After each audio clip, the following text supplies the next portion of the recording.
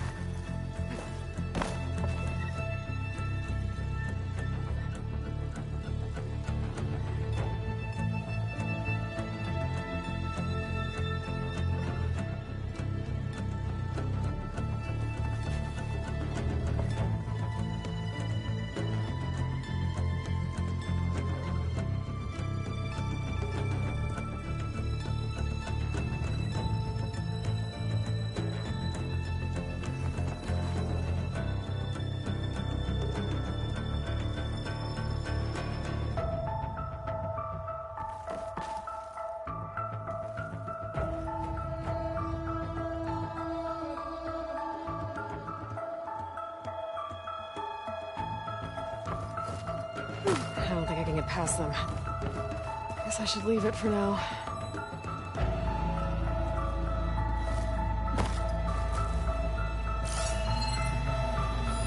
I'll mark this spot in my focus. Come back later.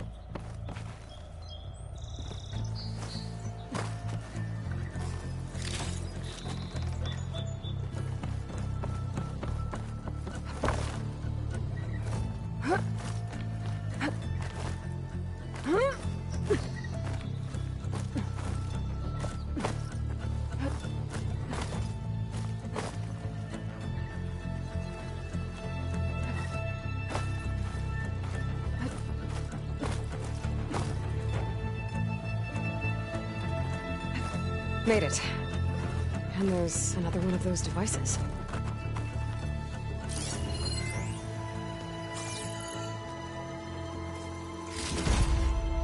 A lens. Guess I'll figure out what to do with it later.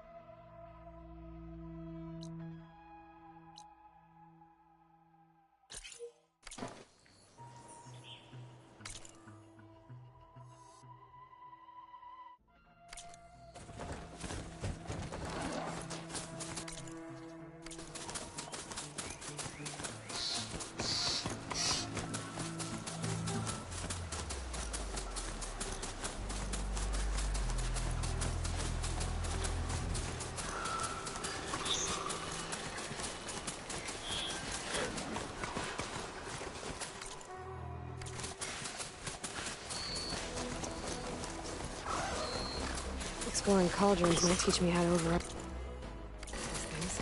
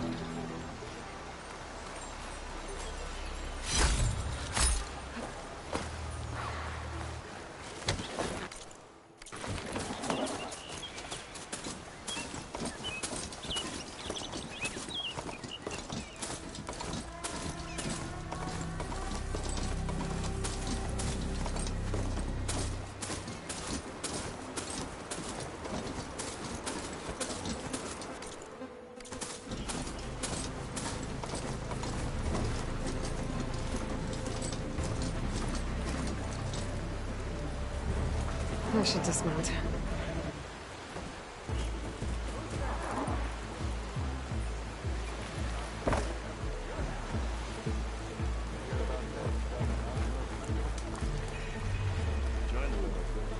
Be welcome, Outlander.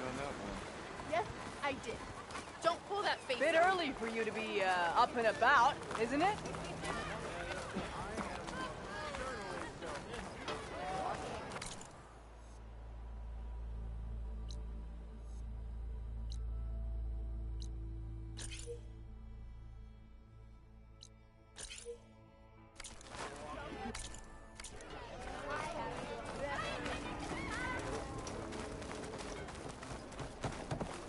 High time you made up. Never fear, my lady. You have found me.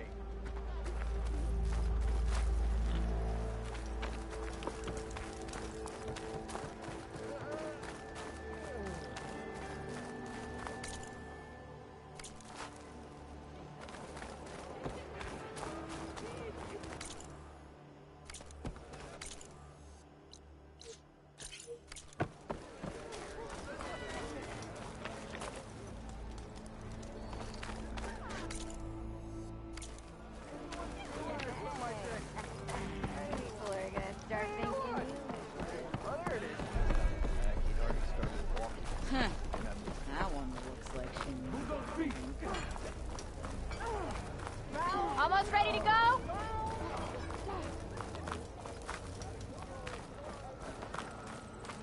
It's rude to stare.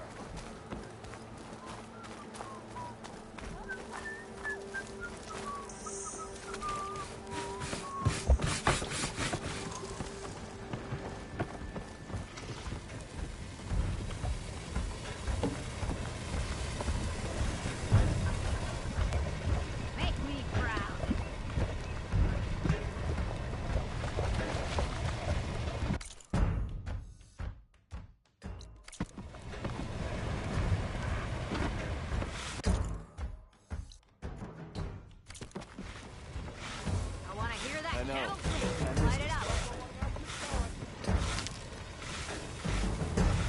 Get back to... Oh. You don't work here. Hello? That is another empty kettle. We don't like empty kettles.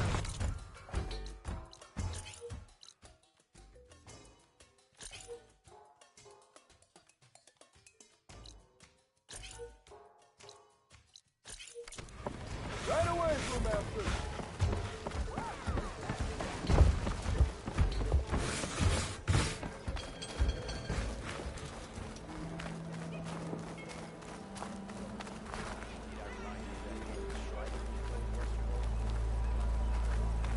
Remember, I need to go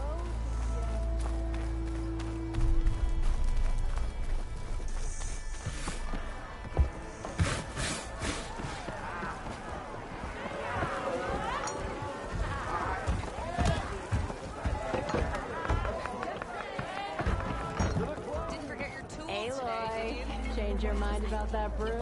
Sit down. Sure.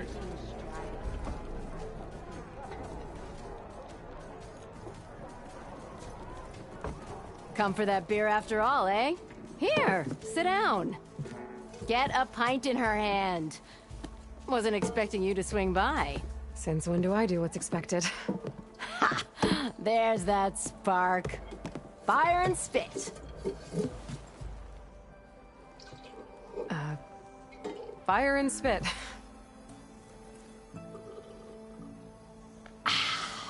That's a blast from the bellows. Won't fix the forge, but at least I can forget about my troubles for a while. Like what? Take your pick. We got bodies to bury from the bristlebacks, the work stoppage, Olvin grating the gears about his concession decree. Hey! Weapons off the table! Ah, don't listen to me.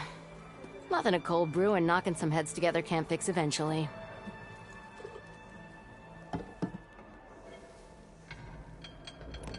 I thought you'd be back in Freeheap. Well, after the big battle at Meridian, I went back, but realized it was running smooth. Didn't need me. Heard about the rebuilding out at Barren Light. Figured they could use another hammer. Been scraping by ever since. You could always leave. And go back east? Nah. I ain't one to leave a lit forge. Besides, someone's gotta be a squeaky wheel for the workers around here. So the bristlebacks in the Daunt.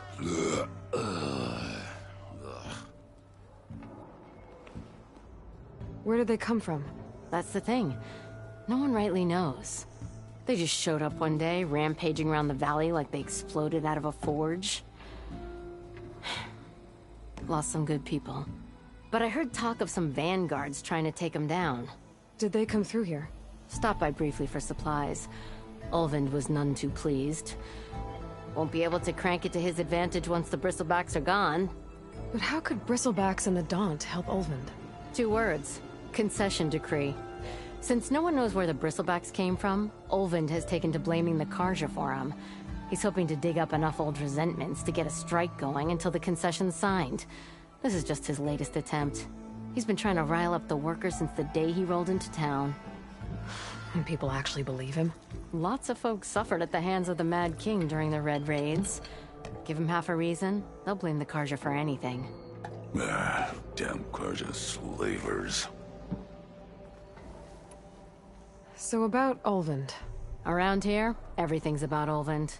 How'd he end up in charge? He got here early, like a squirrel smelling a fat nut. He knew rebuilding Barren Light would need stone and timber. So he jangled purses all over Mainspring, getting investors to front claims on anything in the Daunt that might be worth a damn. Thing is, all the bankers back home know that this is Karja land, and the Sun King can revoke those claims at any time. That's why he's desperate for the magistrate to sign off on a concession decree. This concession decree, what is it exactly? And how would it help Ulvund? It's pig diddle, that's what. A writ that would put all Osram claims in the Daunt under Osram law, even though they're on Karja land. It would mean that any existing ore, stone, and timber claims couldn't be revoked by the Karja. No more risk, no more hesitation for investors back in the claim to pour in the shards and expand their business. And since Olvind has a stake in all those claims, it would make him richer than a scrapper in a junk heap. Not to mention Chainscrape would become an Osra municipality, so he could buy enough votes to call himself an elderman. He's a sly old badger, I'll give him that. Figures if he keeps up the pressure, eventually the magistrate will sign. Well, I have to be going. Thanks for the drink, Petra. I'm glad I stopped by. Anytime, Flamehair. Hello there. Come to revel in some strike, sister? Let me set the board. I was just passing by. First timer, huh? Don't worry about it. I'll go easy on you. You got any pieces? No. Well, aren't you in luck then? I got an extra set, a Tanakh original straight out of the Forbidden West. Sit. I'll run you through it in a hot spark. I'll give you something special if you win it on my boards, too.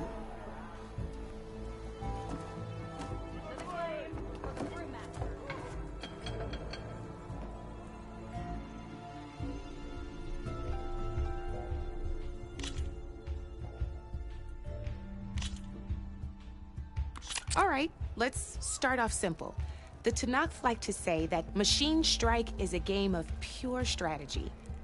We each get a set of pieces. Each piece represents a kind of machine, and each machine is worth a different number of victory points. And to win the game, you'll need to gain 7 victory points by destroying the opponent's machines. It can be tricky remembering the details of every machine, so we use these notes to keep track of them. You see that number on the top right corner? That notes also tell you how far a piece can move, how powerful their attacks are, the distance they can strike from, and of course, their health. Okay, that's enough for now. Let's just play. I'll explain the rest as we go. I own the board, so I get to choose who goes first. Since this is your first time, I'll let you go. Usually you get to choose which pieces to set on the board, but this will do for now. Pick up that machine piece to your right, and move it forward.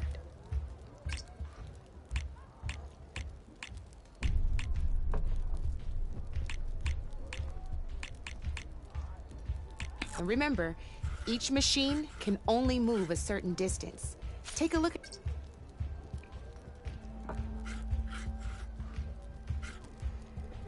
Move that machine forward.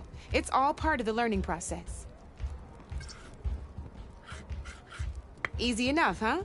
Now, you get to move 2 machines each round, so go ahead and pick a second machine.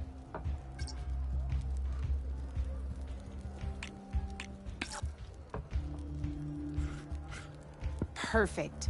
There's not much else to do for now, so just end your turn. We're forging onwards. Let me move my pieces here.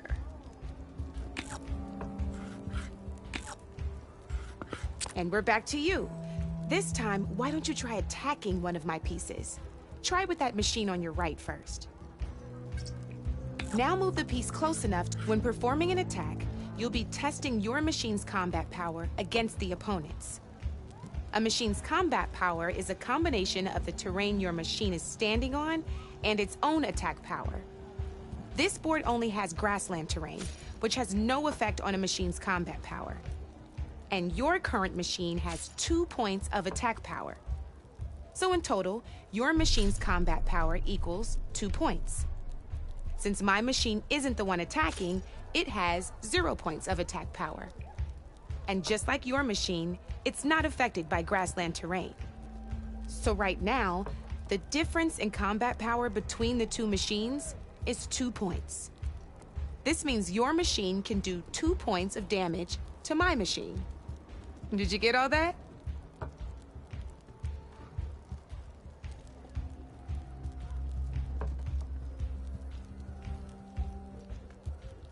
Knew you were a smart one. finish up by attacking my machine.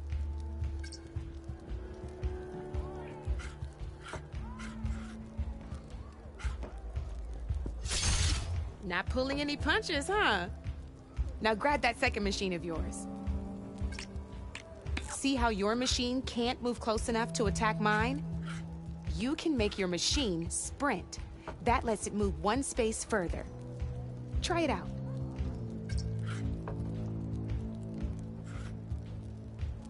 Downside to sprinting is that your machine can no longer attack.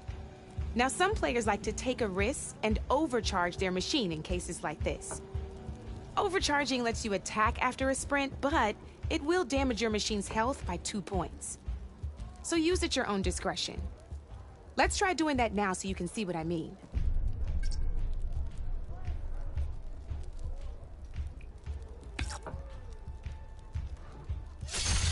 That's about it for your turn, then.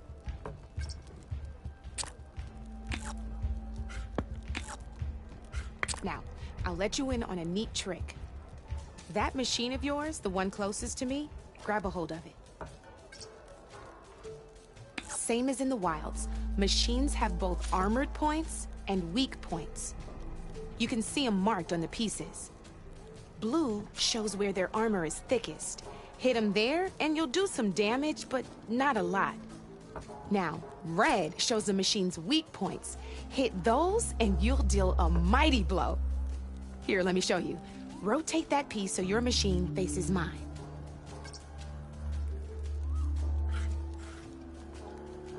Now let that machine have it.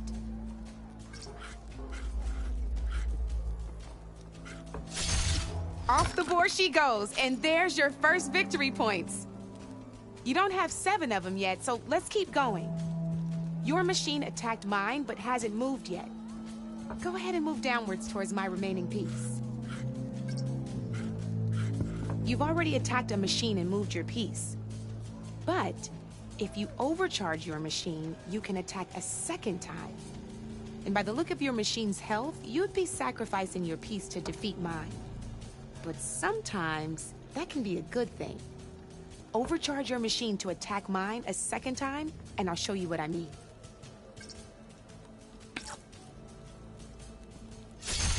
Ain't that a thrill? Now, because your machine was knocked out at the same time as mine, we both get the victory points our machines are worth. Good news is, since you're the one attacking, you're gonna receive your victory points before I do. Which means you can reach the coveted 7 victory points first. That's why sometimes losing a piece can be the best way to end a game in your favor. Now, you'll notice you didn't get quite up to 7 victory points this time, but you did destroy all my pieces. That means you're the winner! That wasn't so hard, was it? Just remember to always check for the best terrain to attack from. You'd be surprised the advantage you can gain over an opponent like that. I know it saved my behind in a game or 2. I'll try and remember that. Oh, before I forget, these are all my spare pieces. I want the Savior of Meridian to have them. It's a small set to be sure, but it should be enough to get you in on any strike games you find out there. You might even fancy looking out for them strike carvers. They've got all kinds of unique pieces that can turn a game in your favor, though they'll need the right materials to craft you one. Or you might find them in the wilds if you're lucky. You know, I've lost my fair share of pieces after a night of machine hunting or brew hopping. No need to thank me. Always a pleasure to help out new strike players.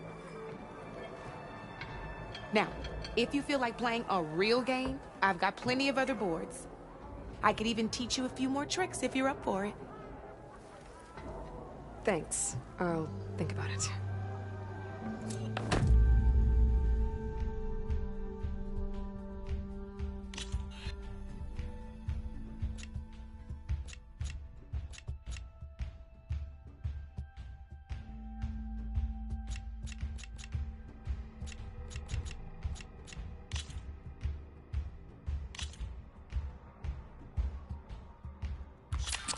I knew I'd make a strike player out of you yet.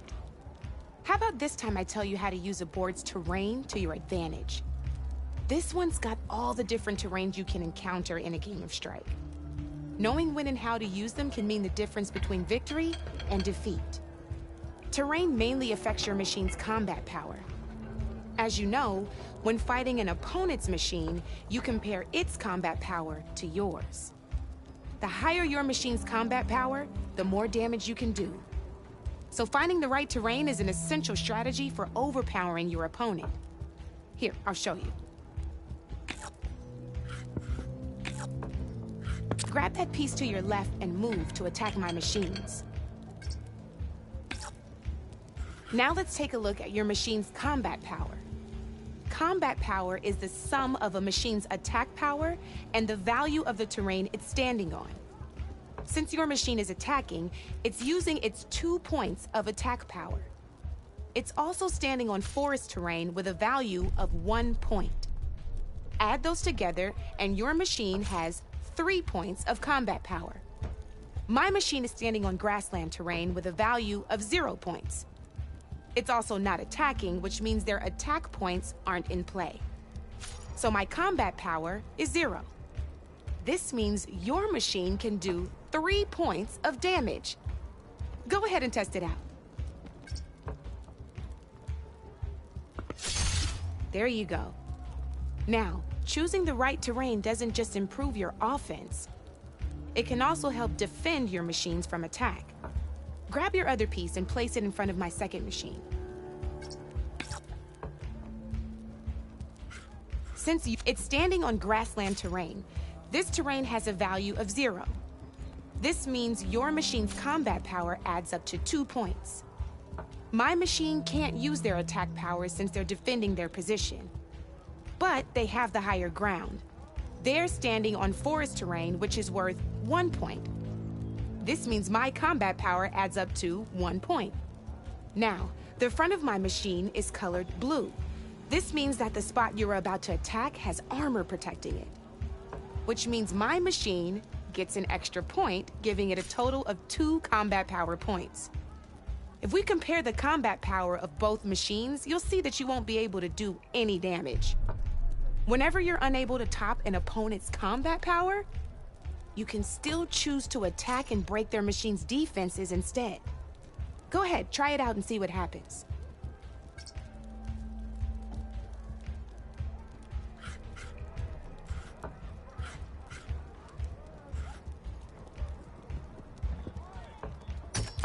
See? When you break a machine's defenses, you can knock it backwards. Sure, both our machines will receive 1 point of damage, but knocking my machine off that terrain makes it more vulnerable to attacks. Not only that, if my machine had been blocked from moving backwards, it would have received an extra point of damage. And if my machine had been blocked by another one of my pieces, that machine would have received damage as well. That's why breaking a machine's defenses is a great way to deal damage to several pieces at once. Useful, right? Okay, now go ahead and end your turn. There's still one more thing I want to show you.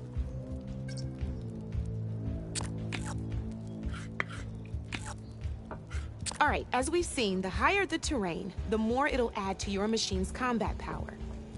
However, there are 2 other terrains that work a little differently.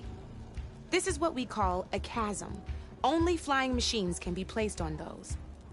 But it'll take away 2 combat points if you do, so be wary. This is marsh terrain. Landing on it will take away 1 combat power point from most machines. It'll also keep your machine from moving for the rest of the turn. Here, let me show you. Grab that machine on your left.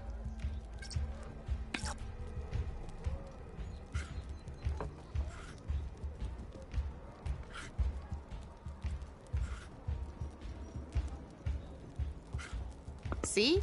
All you can do now is wait for your next turn to move again. Or you can overcharge your machine to get out of there. You can still attack any nearby enemies so you're not completely helpless. Well, I think that's enough yammering from me for now. Promise it'll all come in handy next time you play.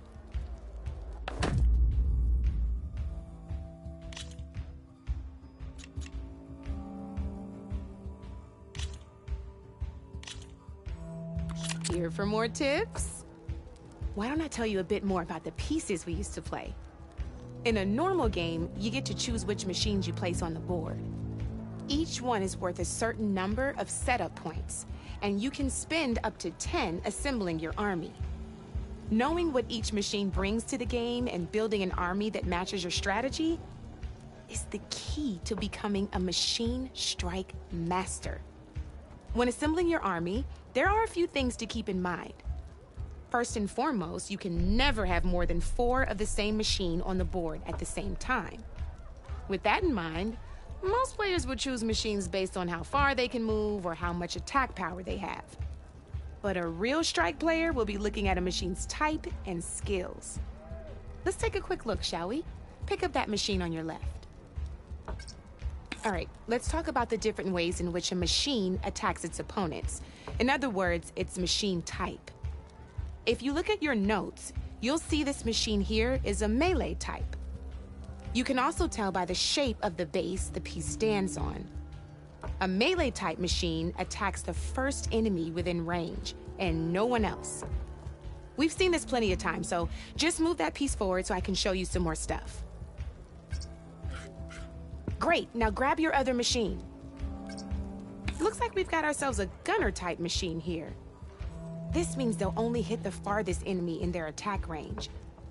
Let's move that machine forward and end your turn so we can take a look at the rest of the pieces.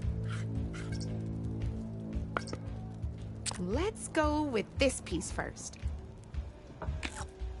This is a ram-type machine. Attack an enemy with it, and it'll push the piece backwards. Like this. See, now my machine has taken over your machine's spot on the board. This is a great way to take the advantage away from your opponent if they have the higher ground. Looks like we have one more piece to look at. Now this is a beauty of a piece, a dash-type machine.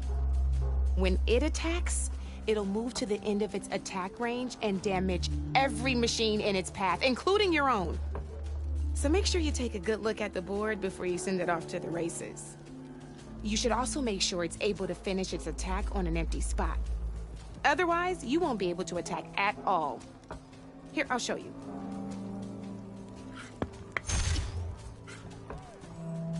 Look, it even rotated your piece. A nifty little piece you'll definitely want in your set. If you look at your notes, you'll notice this particular machine has one of the skills I mentioned before. There's quite a few of those, and we haven't even looked at all the machine types yet. But I'm pretty sure you've got more important things to do, so I made you a list. It's got all the tips and tricks we talked about, too. I think that about does it for now, so if you want to play a real game, just let me know.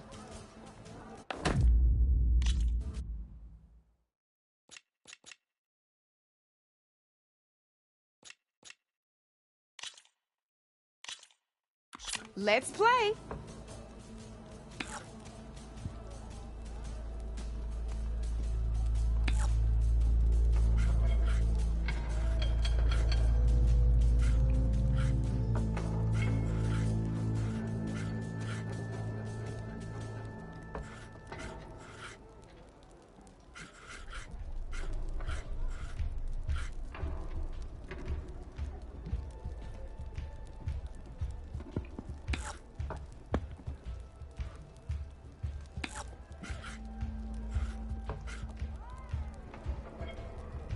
Time to get serious.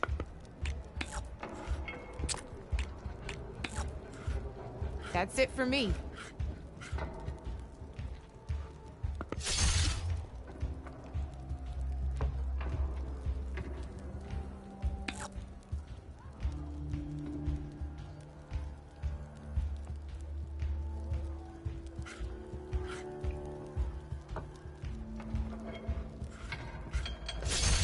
Just one piece left.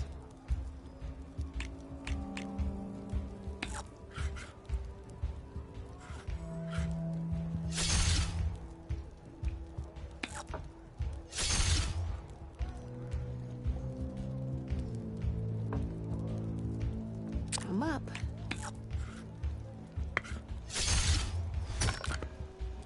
That was brutal.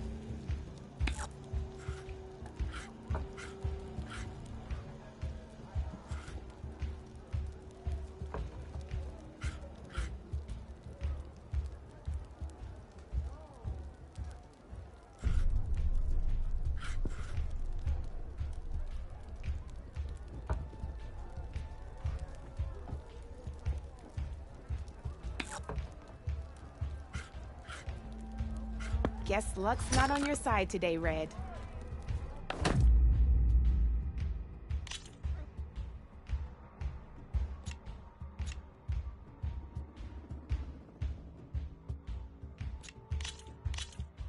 Good luck.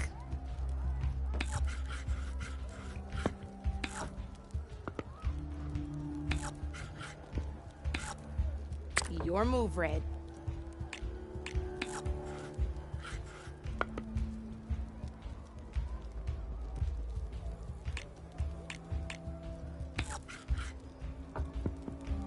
My turn.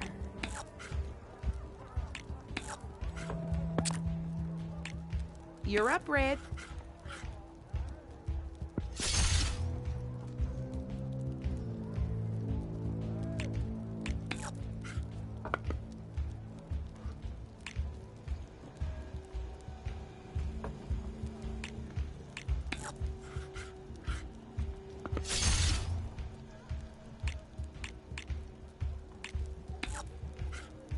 Oh, bold choice.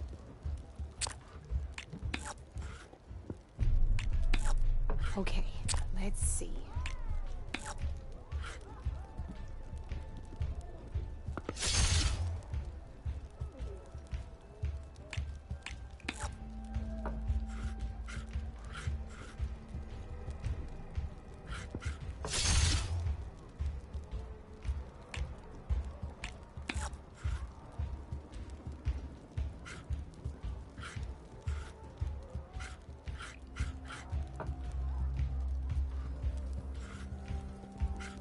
Looks like you're down to one piece.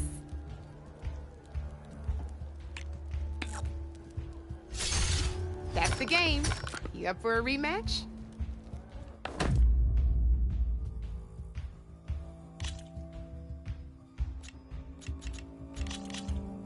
Here we go.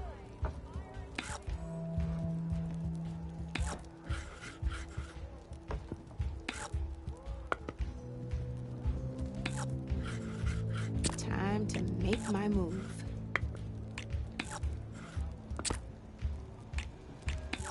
Board's all yours.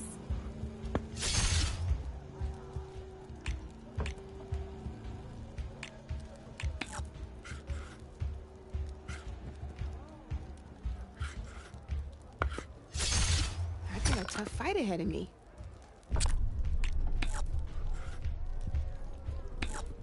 My turn.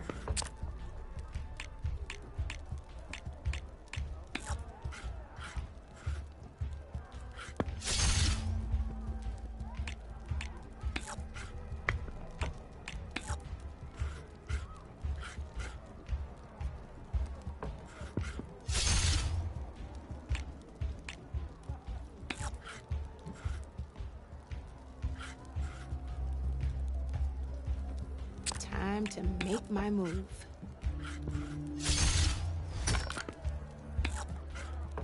Well, that's done now. I won! Oh, but I'll play you again if you want. Don't be a stranger.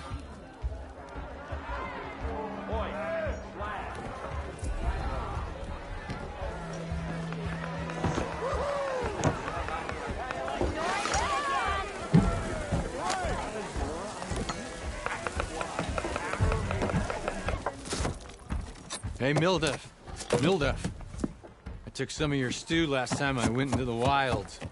Kept me going for a week. Felt like I could have put a strider in a sleeper hold. Enjoy it while it lasts. Sounds like you're serving up some impressive provisions here. Not again. You can have the discount too, but you'll have to come back later. I think you have me confused with someone else. Oven didn't send you? No. Oh, My apologies. It's just that his minions won't stop pestering me. Now I've even worn out my special grill. Since I'm in the midst of a crisis, perhaps you could skip to what it is you wanted? Some of your food? Of course.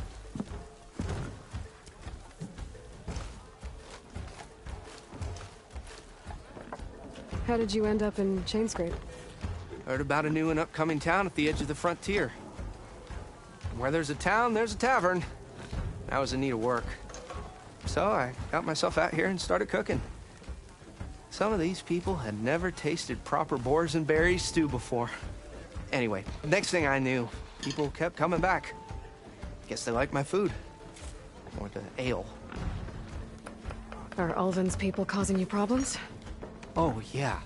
They constantly demand my best, but the equipment I need to make my signature dishes isn't built for batch cooking. And don't get me started on the Ulvin discount they feel so entitled to. And if you refuse? I make meals. No trouble. Your last customer mentioned your cooking really kept him going out in the wild. Where I'm headed, I could use some of that. I would be happy to oblige, especially since you have the decency to ask pleasantly. But my special groove griddle is no more. Without it, I can't cook any of my signature dishes. I hate to think what'll happen when I'm forced to refuse Ulvin or his goons. Even if I already had the right ingredients, there's nothing I can do. Unless you can source me a temporary replacement? What do you need? For the ingredients. A few pieces of decent wild meat, and I'd say a big handful of bitter leaf stems. That'll do. As for the griddle, a corrugated metal panel might suffice until I can have a new one forged.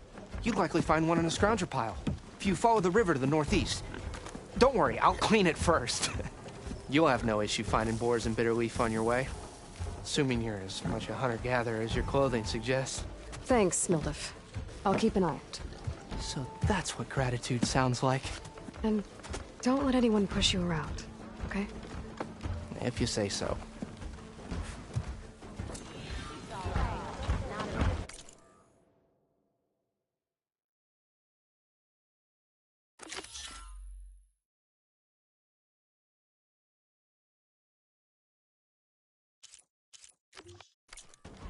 Already got enough bitter leaf. Just need to hunt for some wild meat and grab a metal panel from a scrounger pile.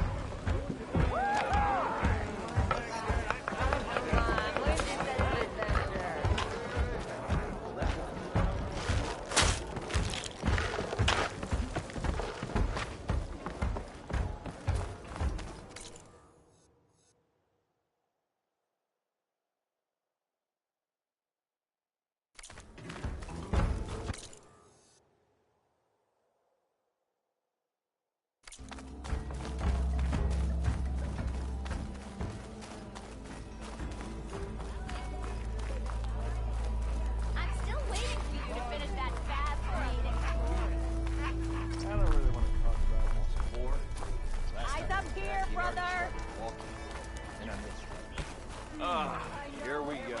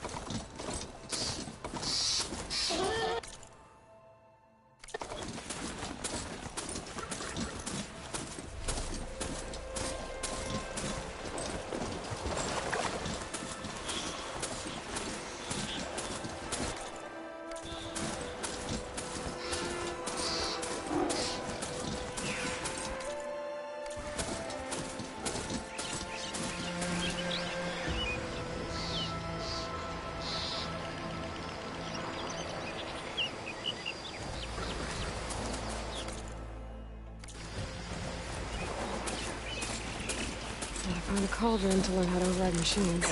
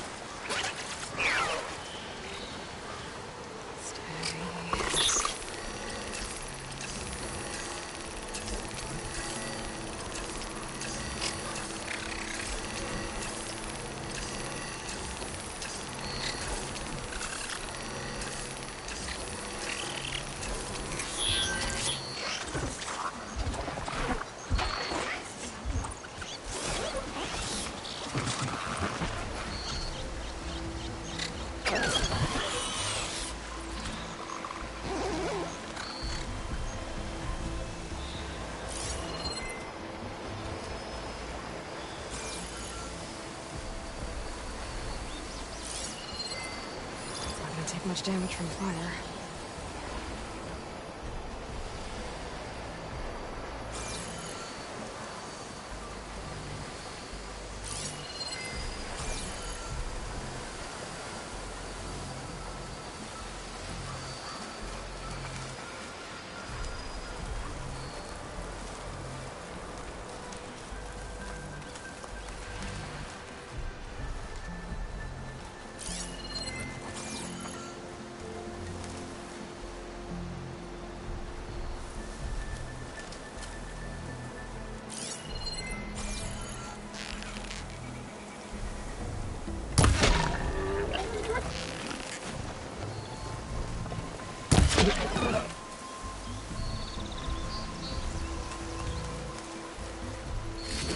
There. That should be enough wild meat for Moldov.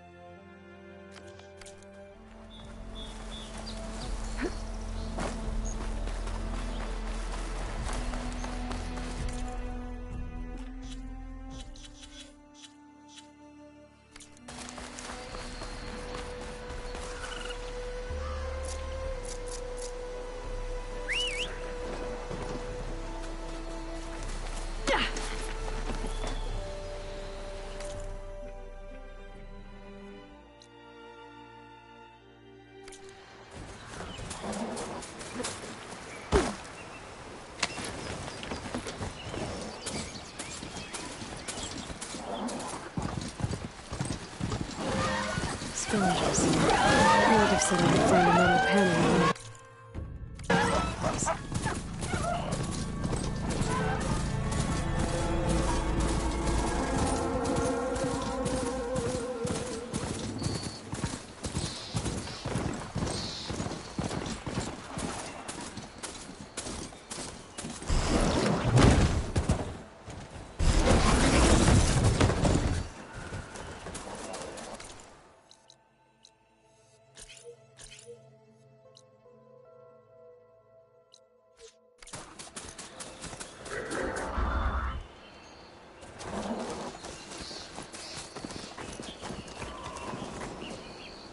Hands down!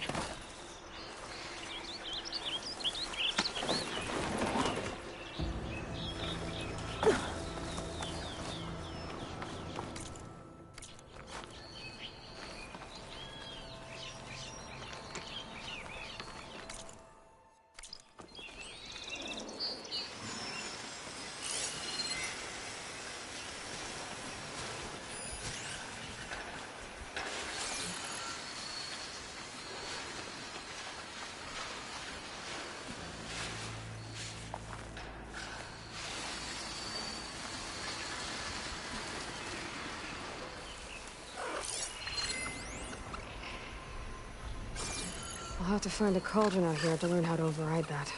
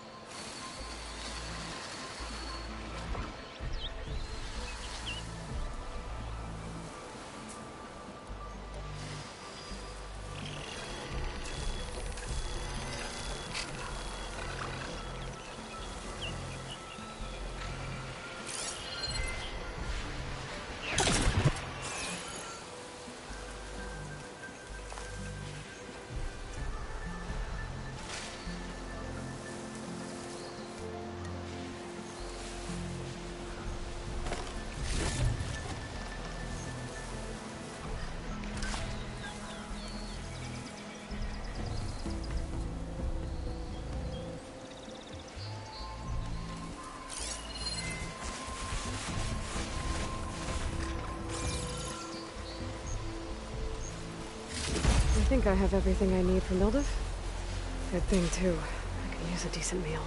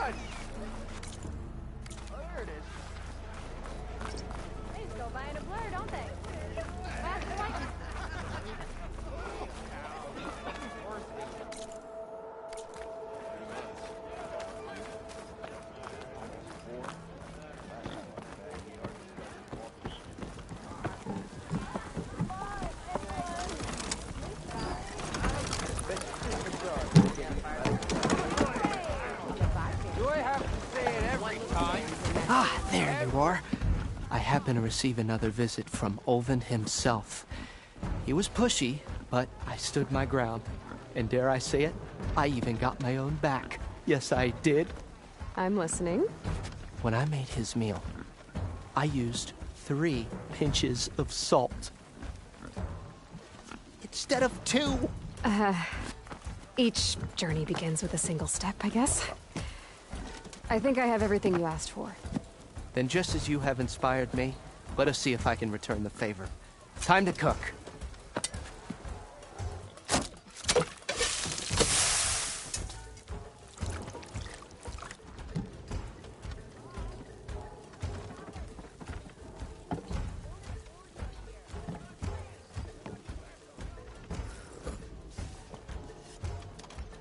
Wow.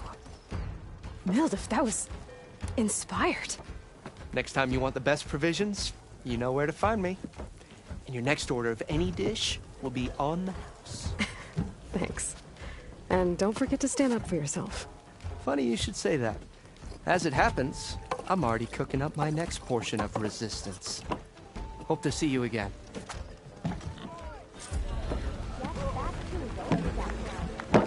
Back for that free meal? Go on, peruse my menu.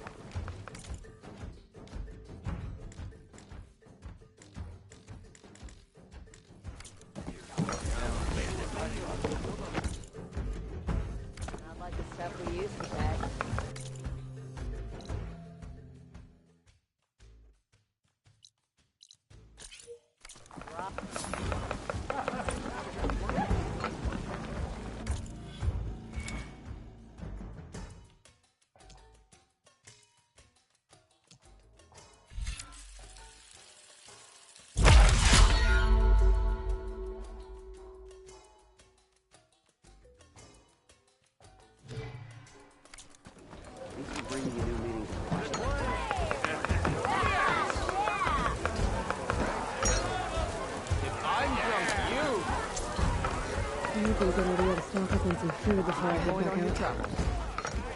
See what else Milder's cooking up. Backs in my backyard, I'd close my gates too. That. Savior, over here. Another. Savior, thank you for taking the time and My condolences that you had to endure Ulvund's bloviating. I've dealt with worse. It sounds like he's really trying to put you over the barrel. The idea that the Karja purposely let bristlebacks into the Daunt, it's completely absurd. But the louder and longer he says it, the more support he'll get for his damned concession decree. How did the bristlebacks get into the Daunt? No one knows for sure. The first report of them came from west of the quarry. But unless they have wings I don't know about, I don't see how they could have come over the mountains. No other way in. The only way I know about is barren light. Look, if you can get to the bottom of this, I can offer a considerable bounty in return. Help me shut Ulvund up. What is this concession decree that Ulvund wants? He wants the Sundom to designate portions of the Daunt as Oseram holdings. Only the portions, mind you, that produce any value. Let me guess. Because he stands to profit somehow? Exactly. With the Daunt under Oseram law, he could secure more investment for their numerous ventures. He can't get those investments without the concession? No. Not while there's a chance the Sundom could revoke their access. Hence, why the concession is so important to him. And why blaming the Karja for the bristlebacks, no matter how absurd, works in his favor. How does blaming the Karja for the bristlebacks help Ulvund get his concession? Look around. This may be the Sundom, but Chainscrape is all gears and rust and bad ale. Claiming that the Karja loosed the bristlebacks in order to intimidate Oseram laborers into obedience. Well, let's just say no one here has forgotten the atrocities of the Mad Sun King. And with the bristlebacks bringing work in the valley to a halt, Ulvund has plenty of time to pick at barely healed wounds. And if the Oseram refuse to work, unless the concession is signed, you won't have a choice. Correct. The reconstruction of Barren Light must continue. How did you get stuck out here? I asked for the posting, believe it or not. Overseeing the entire valley on behalf of the Sun King? It was an honor. Is an honor, I mean. But your job would be a lot easier without someone like Ulvund blasting hot air all the time? Ulvund's not going anywhere. He's been around longer than I have. Even fancies himself the founder of Chainscrape. Now, I'll find a way to live with him. I have to. You said the bristlebacks were first spotted west of the quarry? Yes, according to one terrified laborer, said the ground trembled before they came charging down the hillside. He took off and ran all the way here. Good place to start looking, then. If you learn the truth, maybe Ulvund will stop blaming the Karja for every problem under the sun, and maybe then he'll actually focus on rebuilding Barren Light instead.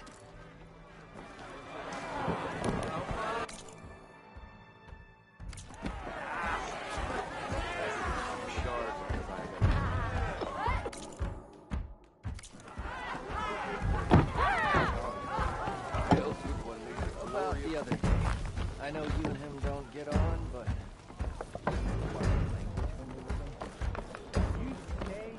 Almost ready to go?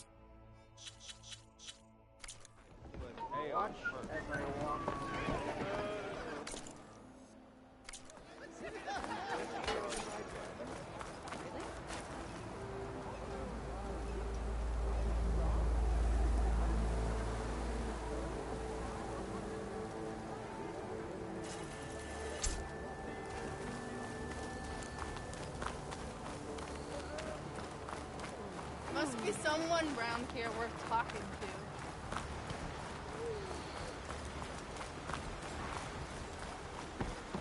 All right.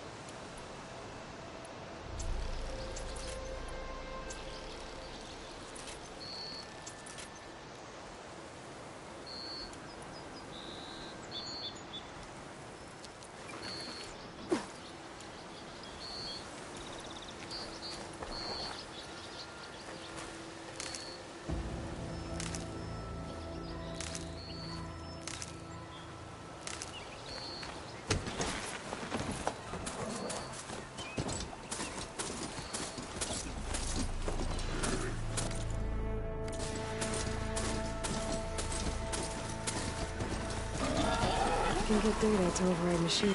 Where are you off to?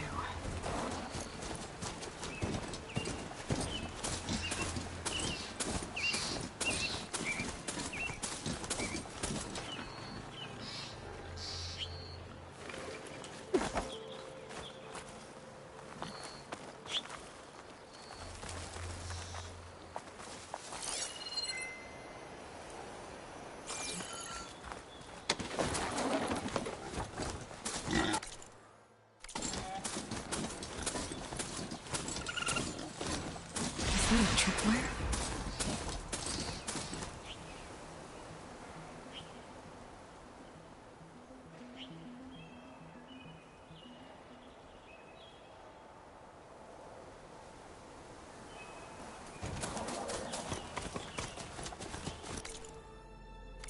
Keep calm.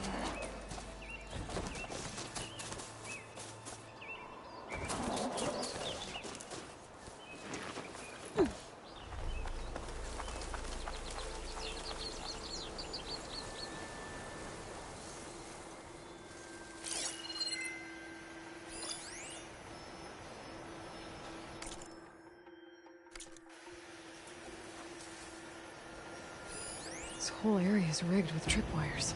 Hey! You! Make it worth your while if you kill these scroungers! It's always something. Hold tight! I'll see what I can do! Try luring them into the tripwires.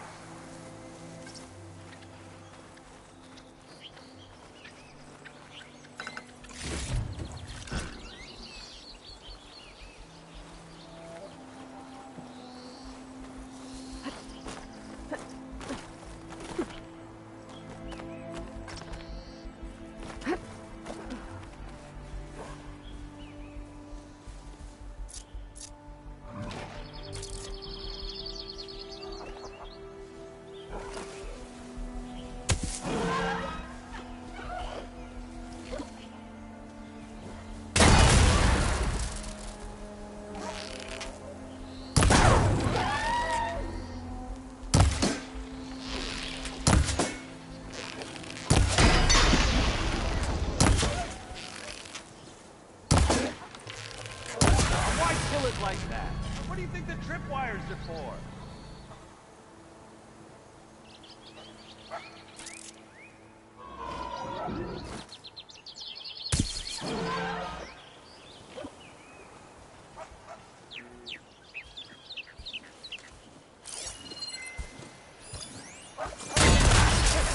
Just like I thought.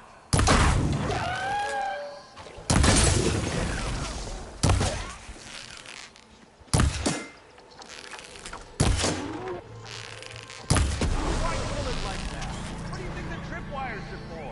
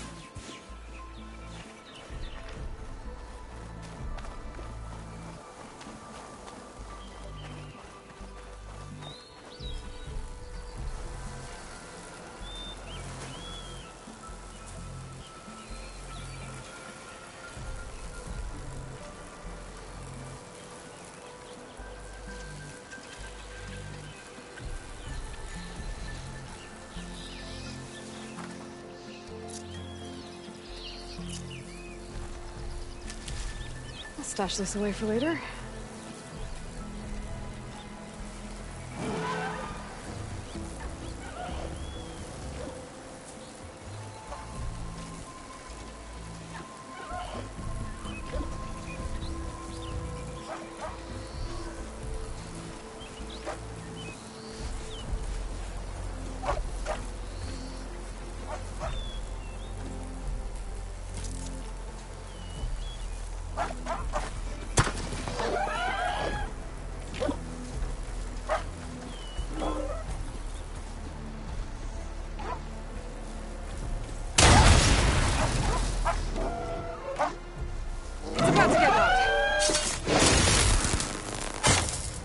That's the last one. Hello, Red. What a day, what a day.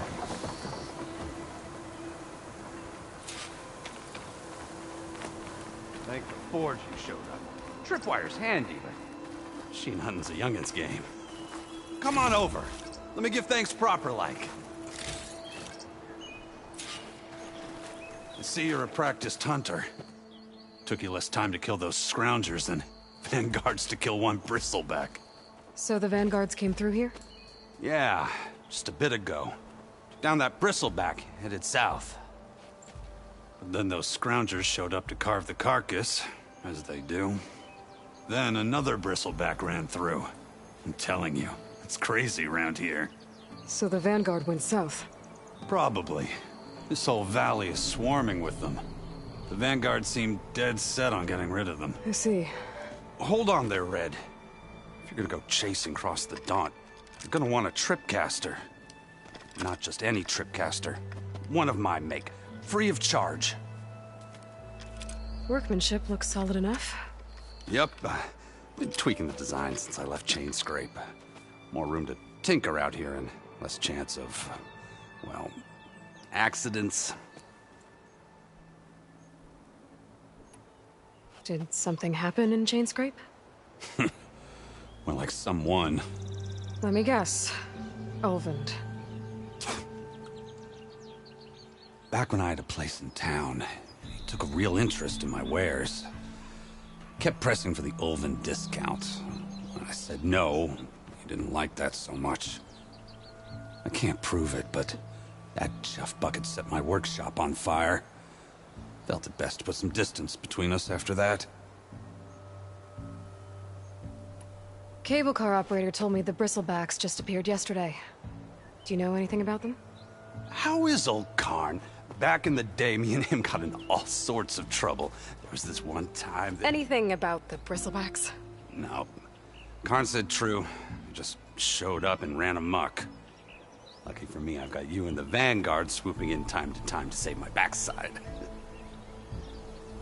I should get going. Thanks for the tripcaster. While you're blasting bristlebacks, I think I'll head down to the hunting grounds. Did you know they have a tripcaster trial? Come by later if you want to try it out. Maybe. After I get things under control. So Aaron headed south. Should be able to pick up his tracks with my focus.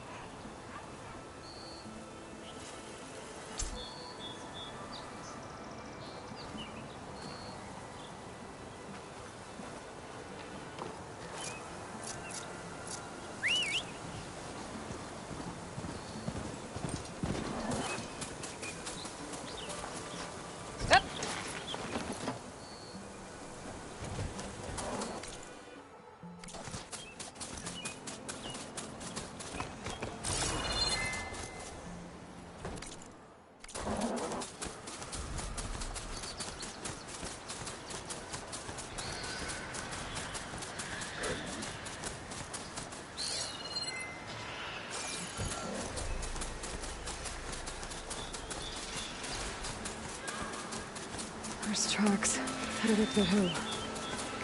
The Herons? My focus can help me follow them. It's a ruin from the old world.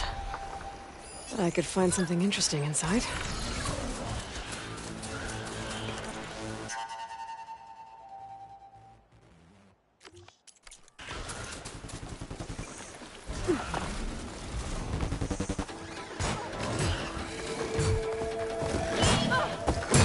Teach me how.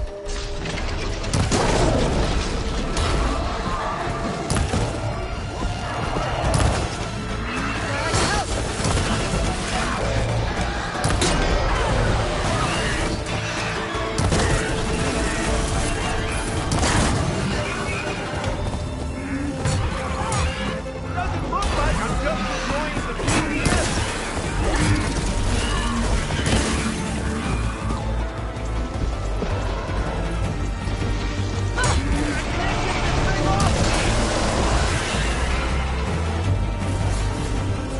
Let's do it.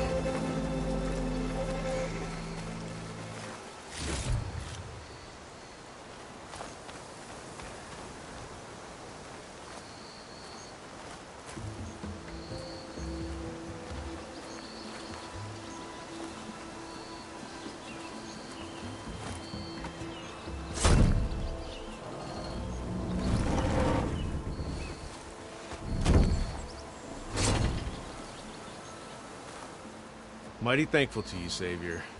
Just Aloy is fine. Aaron mentioned you're not one for fancy titles. You're Vanguard.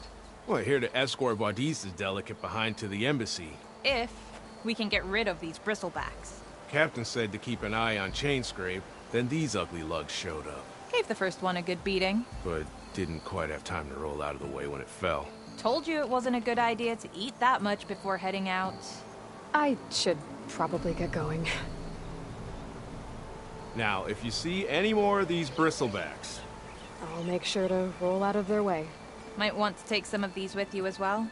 They're handy in a pinch. Thanks. Stay safe, Aloy.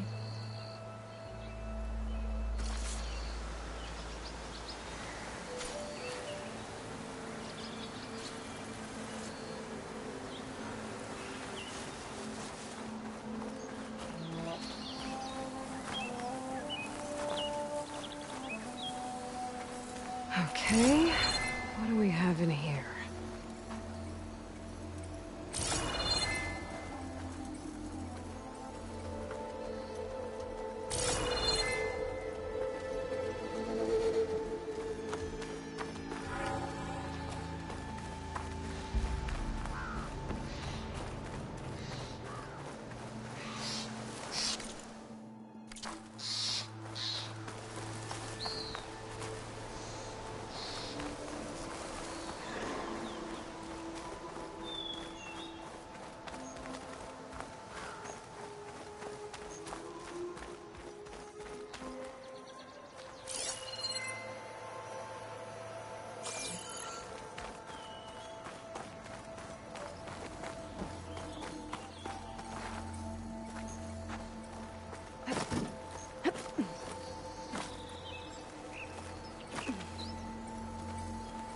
There's some kind of relic in there. But how to reach it?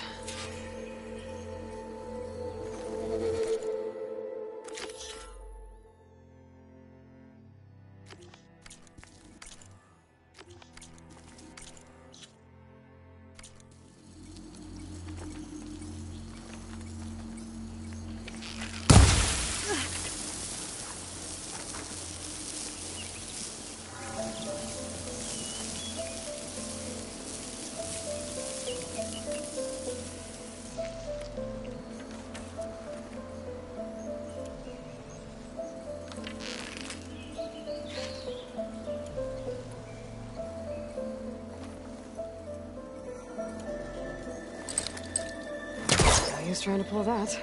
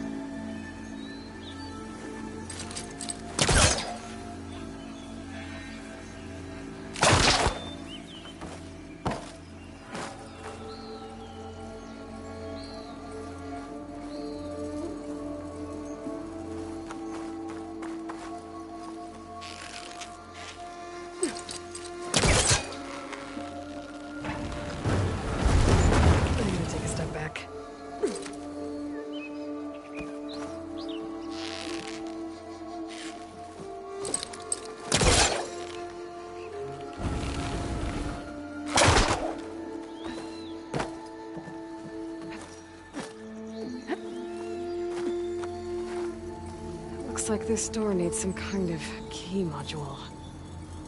Maybe there's one in the ruin?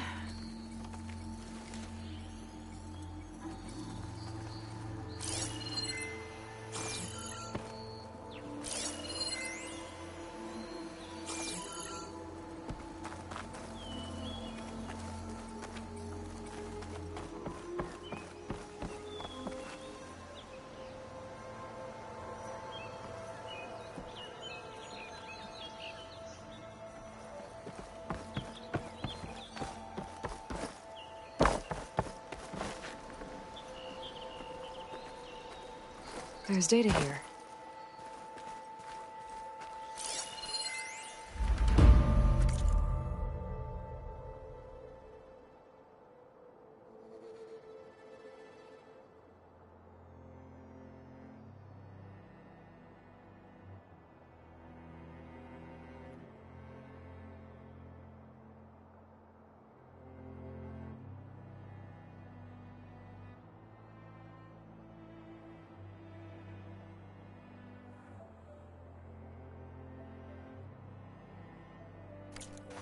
There's a code for the locked door in this data. But I still need to find a key module.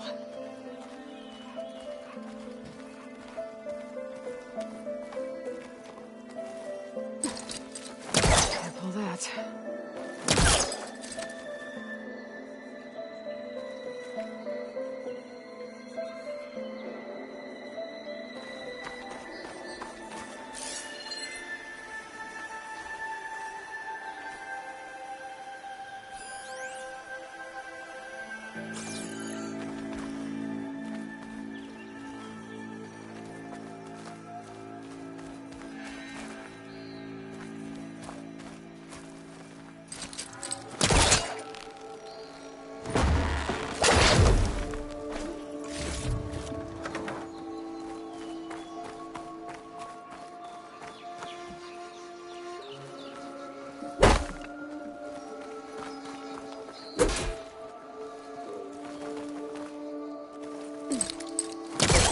Onto that.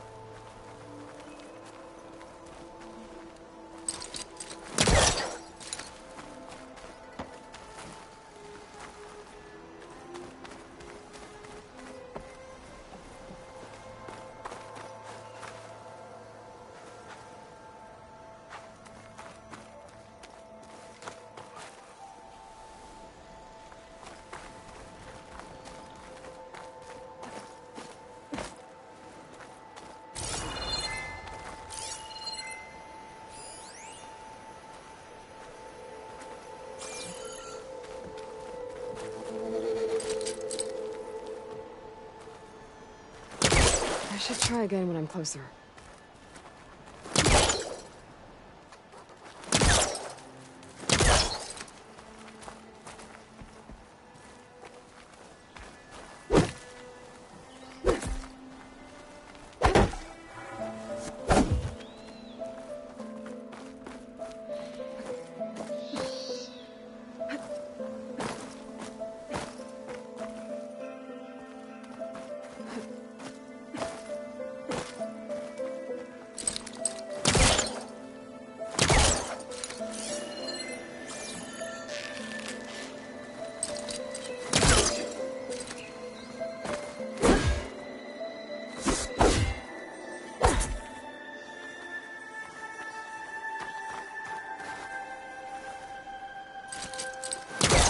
Great. This should be useful.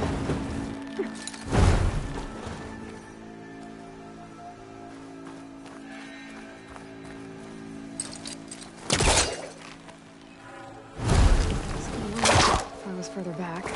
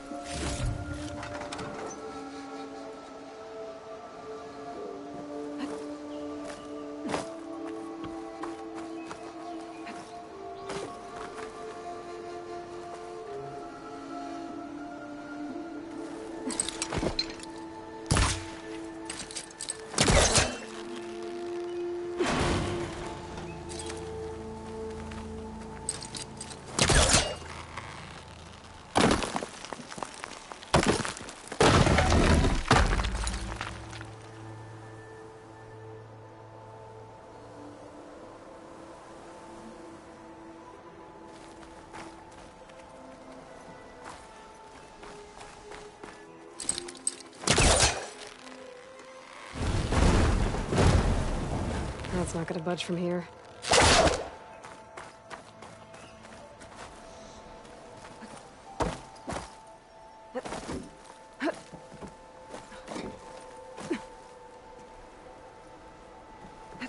Okay, gotta find a key for the door.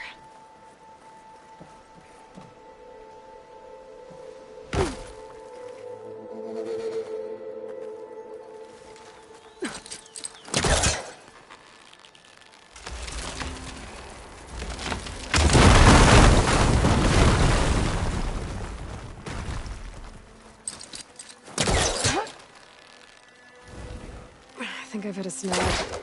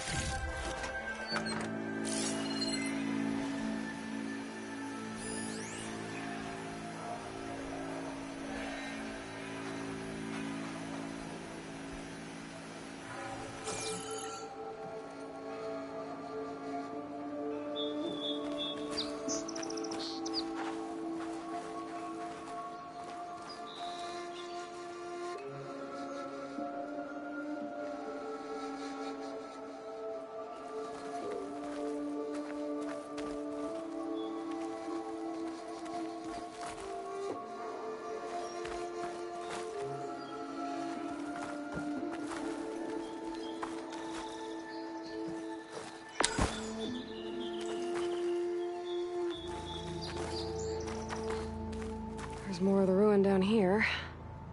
Where to now?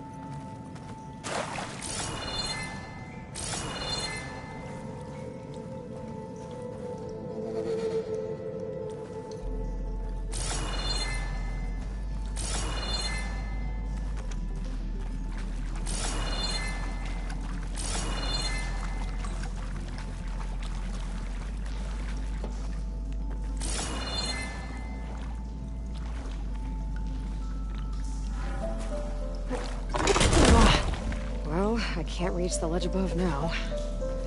Guess I'll have to find another way up. Okay. Now where does this lead?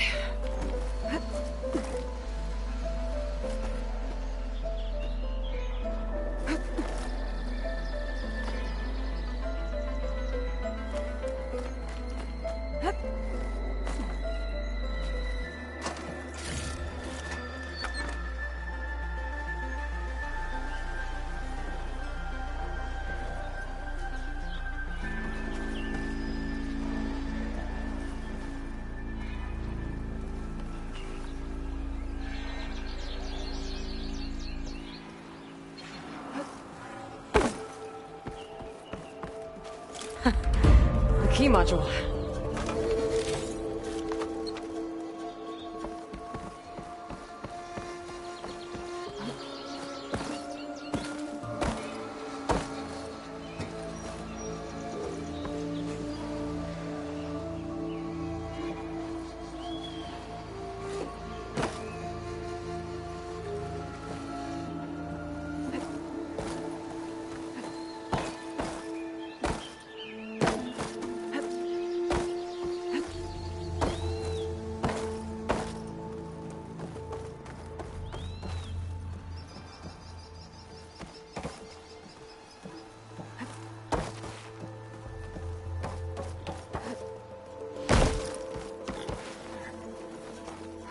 Okay, let's see if this key fits. There. Looks like this needs a code, too. I think some of the data I picked up might help.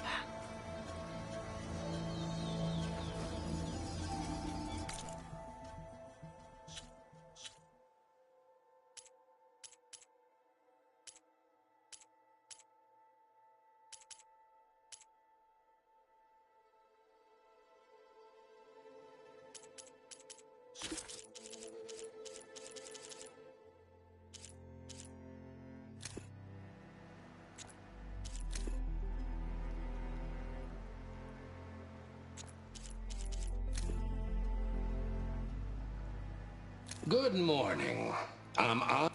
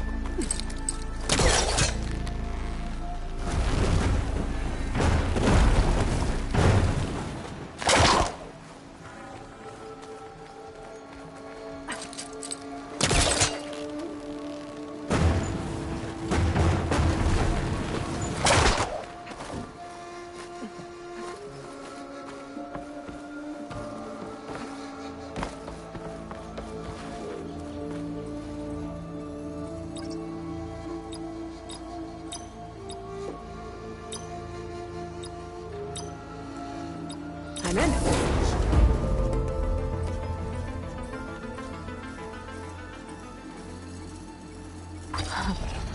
What is this thing?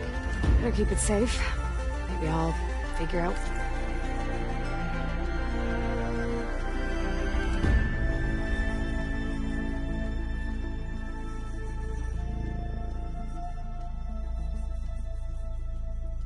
What to do with it later.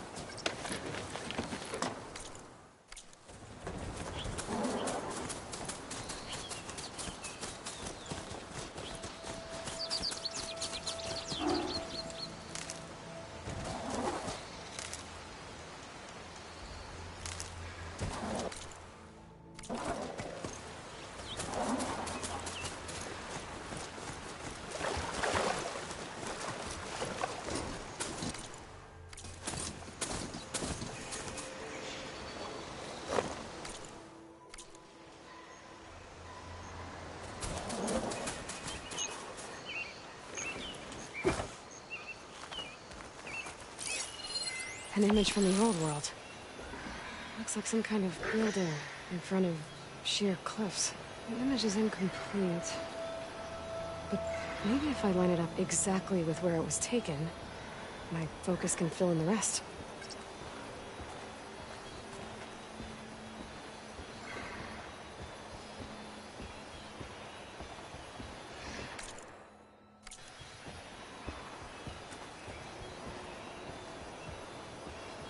This doesn't look right. Better try another spot.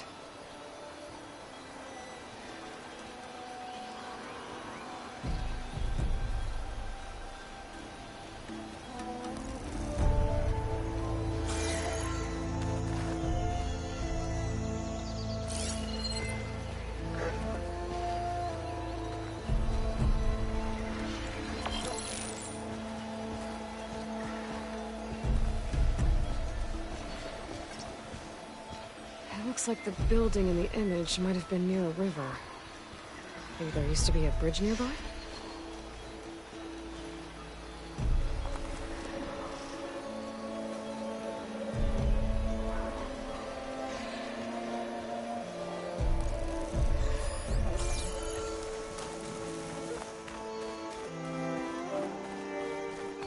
There's the quarry Thurles mentioned.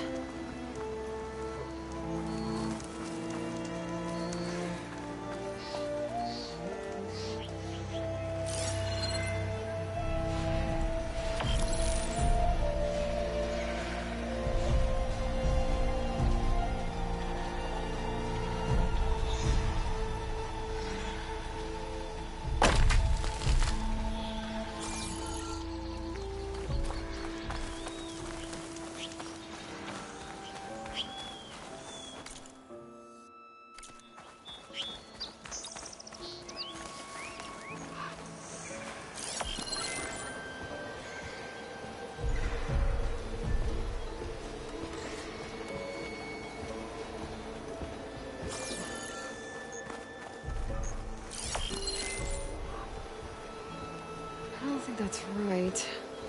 I better keep looking.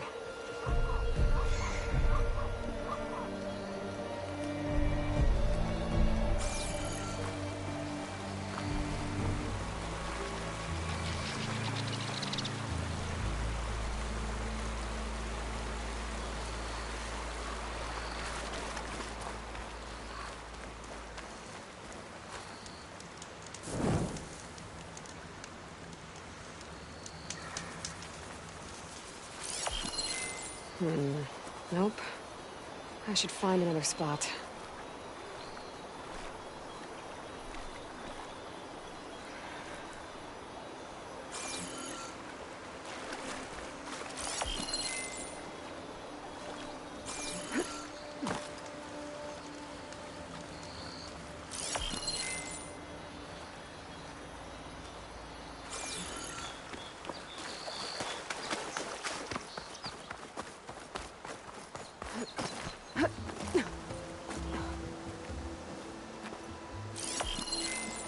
signs of a bridge.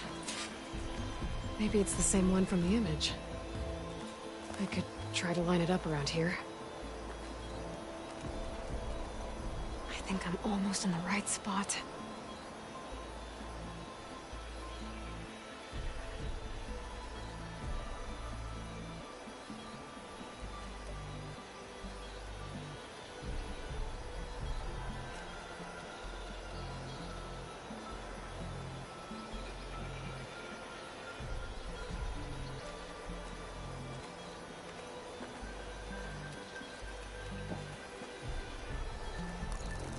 That did it. Oh. Completing the image unlocked a data file. It looks like these vista points were made by... Miriam Technologies. That was Elizabeth's company. I wonder if I can find more of them out in the wilds.